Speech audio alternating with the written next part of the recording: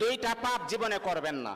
দুইটা এমন পাপ রয়েছে জীবনে করার চেষ্টা করবেন, আজকে থেকে আপনারা প্রমিস করবেন এই দুইটা পাপ আমরা কখনো করব না।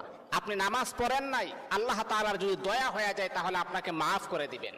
আপনি ফজরের নামাজ পড়েন নাই, আল্লাহ পাক রব্বুল আলামিনের যদি মায়া লেগে যায়, আল্লাহ পাক রব্বুল আলামিন আপনার গুনাহকে আমার আল্লাহ ক্ষমা করে দিবেন। আপনি যদি নফল নামাজ ইবাদত বন্দেগী কম করেন, আমার আল্লাহ কিন্তু আপনাকে মাফ করে দিবেন। কিন্তু আল্লাহর নবী বলেন দুইটা এমন জঘন্যতম পাপ রয়েছে, এই পাপগুলার ক্ষমা আমার আল্লাহ জীবনে কখনো তার বান্দাকে করবে না।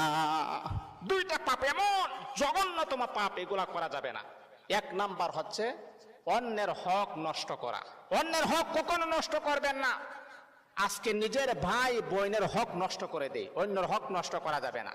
দুই নাম্বার হচ্ছে আল্লাহ পাক রব্বুল আলামিনের সাথে শিরিক করা। যদি কোনো বান্দা আল্লাহ পাকের সাথে শিরিক করেন, আমার